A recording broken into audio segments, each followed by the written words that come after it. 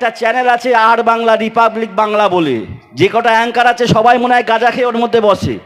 সুস্থ অবস্থায় বসে না, সুস্থ অবস্থায় বসে না, সব কটা গাঁজা খেয়ে তারপরে চান্স পায়, নতুবা চান্স পেত না।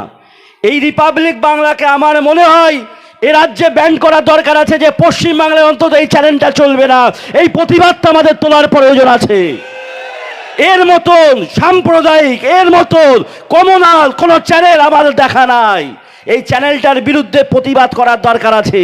একটা গল্পের কথা মনে পড়ে যায়, এ বারবার যে গল্প দেখাচ্ছে, গাধার সঙ্গে বাঘের দুটো কথা হচ্ছে। গাধা বলছে ঘাসের রং নীল, বাঘ বলছে সবুজ। এইভাবে দুজনের বিরাট তর্ক হয়েছে।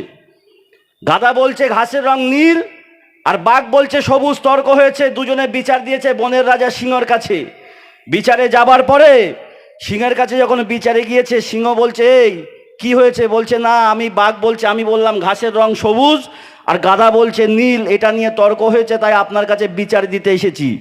বাঘ কোনো কথা না শুনে, বাঘের কোনো কথা না শুনে সিংহ এক কথাই বলে দিল, যা তুই জঙ্গল থেকে বেরিয়ে যা, 1 মাস ব্যাপী তুই জঙ্গলে ঢুকবি না, তোদের কোনো বিচার নাই, 1 মাস ব্যাপী জঙ্গলে ঢুকবি না, যা চলে যা।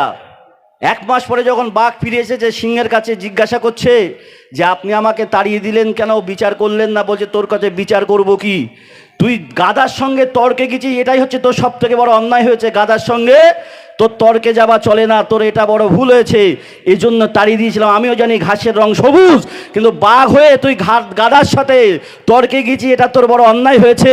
আর আমি মনে করি ভারতবর্ষের জমিনে বসে যে চ্যানেলগুলো বাংলাদেশের সঙ্গে যুদ্ধের কথা বলছে, এরা ওই গাধার সঙ্গে যুদ্ধ করার মতন, গাধার সঙ্গে তর্কে জড়ানোর মতন হচ্ছে। এদের জন্য বিচার নাই, এদের ঘাড় ধাক্কা দিয়ে বার করে দেওয়ার দরকার। এদের নিয়ে যাচাই বাছাই করার প্রয়োজন হবে না।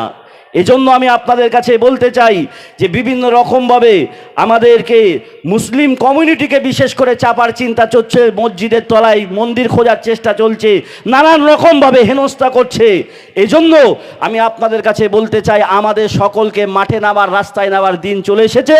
সঠিক নেতা বিচার করে, সঠিক নেতা বিবেচনা করে আমাদেরকে সেই রাস্তায়, প্রতিবাদের রাস্তা ধরতে হবে। এজন্য আপনারা তৈরি আছেন তো সকলে? একটু হাত তুলে বলেন নারে তাকবীর, নারে তাকবীর, নারে তাকবীর। মাশাআল্লাহ, আমি সময় নষ্ট আর করব না, ভাইজান মূল্যবান বক্তব্য রাখবেন। আপনারা সকলে ফুরফুরা শরীফ আহলে সুন্নাতুল জামাত সংগঠনের হাতটাকে মজবুত করুন, ভাইজানের হাতকে মজবুত করুন। এ বলে বক্তব্য সংক্ষিপ্ত করছি। আসসালামু আলাইকুম।